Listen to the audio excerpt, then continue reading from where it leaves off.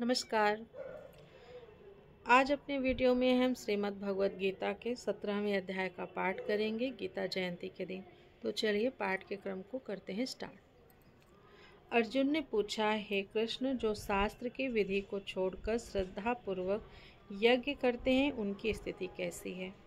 उनकी प्रवृत्ति सात्विक है, राजस है या तामस है? श्री भगवान बोले, हे अर्जुन, स्वभाव के अनुसार लौकिक श्रद्धा 3 प्रकार की होती है, सात्विकी, राजसी और तामसी। मैं उनको कहता हूँ। सुनो हे भरत वंशोद्भव अर्जुन, सबकी श्रद्धा प्रकृति के अनुसार होती है। जिसकी जैसी प्रकृति होती है उसकी वैसी ही श्रद्धा भी होती है। इसलिए यह पुरुष श्रद्धा में होता है। जिसकी जैसी श्रद्धा है वैसा ही है। जो सात्विक पुरुष हैं वे देवताओं का पूजन करते हैं। जो रजोगुणी हैं वे यक्ष और राक्षसों का पूजन करते हैं। और जो तामसी हैं वो भूत प्रेत गणों की पूजा करते हैं। हे अर्जुन, जो मनुष्य अहंकार, कपट, काम, विषयानुराग और आग्रह से शास्त्र में न कही हुई घोर तपस्याओं को करते हैं, वे घोर तप करके शरीर में वर्तमान पृथ्वी आदि पंच महाभूतों को त्रास देकर छीड़ कर देते हैं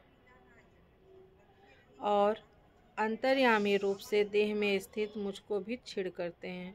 उनको तुम निश्चय असुर जानो। हे अर्जुन, 3 प्रकार का आहार भी सब मनुष्यों को अच्छा लगता है। यज्ञ, तप और दान भी 3 प्रकार के हैं। इनके भेद सुनो। वायु, सत्व, बल, आरोग्यता, सुख और प्रीति को बढ़ाने वाले, रस और घृत से युक्त, अपने रसायन से बहुत काल तक देह में रहने वाले और हृदय के हितकारी आहार सात्विक लोगों को प्रिय होते हैं। कड़वे, खट्टे, नमकीन, अत्यंत गर्म और जलन उत्पन्न करने वाले आहार रजोगुण वालों को प्रिय लगते हैं। इनके सेवन से दुख, अप्रसन्नता और रोग उत्पन्न होते हैं। इस प्रहर के पहले जो पकाया गया हो, जिसका रस सूख गया हो, जो दुर्गंध युक्त, बासी, उच्छिष्ट और अपवित्र हो, ऐसा भोजन तामसी प्रकृति वालों को रुचता है। हे अर्जुन, यज्ञ करना है ऐसा ही मन में ठान कर फल की प्राप्ति की इच्छा के बिना विधि पूर्वक जो यज्ञ किया जाता है वह सात्विक यज्ञ कहलाता है। और हे भरत श्रेष्ठ अर्जुन, जो यज्ञ केवल दंभाचरण के लिए ही अथवा फल का ही उद्देश्य रखकर किया जाता है उस यज्ञ को तू राजस मान। जो यज्ञ शास्त्र की विधि से हीन, यज्ञ के योग्य, अन्न से रहित, मंत्रहीन, दक्षिणा रहित, बिना श्रद्धा के किया जाता है वह तामस यज्ञ कहलाता है। देवता, द्विज, गुरु और तत्वज्ञानियों का पूजन करना, पवित्र रहना, सबसे नम्र रहना, ब्रह्मचर्य व्रत का धारण करना और किसी को कष्ट न देना शारीरिक तप है। जिस वचन से किसी के मन में घबराहट न हो, सत्य हो और सुनने वालों को प्रिय लगे, परिणाम में हितकारी हो, ऐसे वचन का कहना और वेद के पाठ का सदा अभ्यास करना, यह वाचिक तप है। हे अर्जुन, मन को प्रसन्न रखना, चित्त में शांति रखना, मौन धारण करना, विषयों से मन को रोकना, अंतःकरण को शुद्ध रखना, यह सब मानसिक तप है।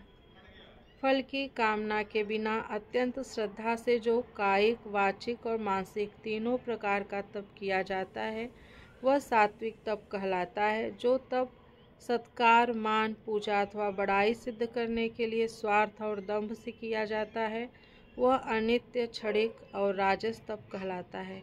हे अर्जुन, जो तप अज्ञान के आग्रह से अथवा अपने शरीर को कष्ट देकर या औरों को मारण, मोहन, उच्चाटन आदि कष्ट देने के निमित्त किया जाता है वह तामस कहलाता है।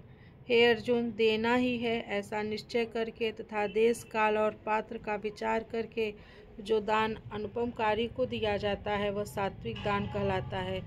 जो दान बदले की इच्छा से दिया जाता है अथवा स्वर्ग आदि फल की इच्छा से किया जाता है या दान के समय चित्त में दुख होता है वह दान राजस कहलाता है। जो दान निरादर और तिरस्कार के साथ देश काल का विचार किए बिना अपात्रों को दिया जाता है वह तामस है। ओम तत्सत इन तीनों शब्द परमात्मा के नाम के उच्चारण हैं। विधाता ने सृष्टि के आदि में इन तीनों का उच्चारण करके ब्राह्मण वेद और यज्ञ का निर्माण किया है। ओम शब्द परमात्मा का निर्देश है। इससे ओम शब्द का उच्चारण करके यज्ञ दान तप आदि शास्त्रों क्रियाओं को करते हैं। फल की आशा को त्याग मुमुक्षुजन तत् शब्द का उच्चारण करके यज्ञ तथा अनेक प्रकार के दानों को करते हैं। हे पृथापुत्र अर्जुन, सत शब्द का उच्चारण सद्भाव और साधुभाव से किया जाता है तथा मंगल आदि विवाहादिक कर्म में सत शब्द का उच्चारण किया जाता है। यज्ञ तप और दान में जो स्थिति है उसे सत कहते हैं तथा परमात्मा के निमित्त जो कर्म किए जाते हैं वे भी सत कहलाते हैं। हे पार्थ, जो हवन दान तप और अन्य कर्म बिना श्रद्धा के किए जाते हैं वे सब असत हैं। उनका फल न परलोक में है और न इस लोक में है। इति श्रीमद्भगवद्गीता 17वां अध्याय समाप्त। कृष्णाय वासुदेवाय हरे परमात्मने प्रणतक्लेशनाशाय गोविंदाय नमो नमः। मिलती हूँ आप लोगों से श्रीमद्भगवद्गीता के 18वें अध्याय में। तब तक के लिए हरे कृष्णा।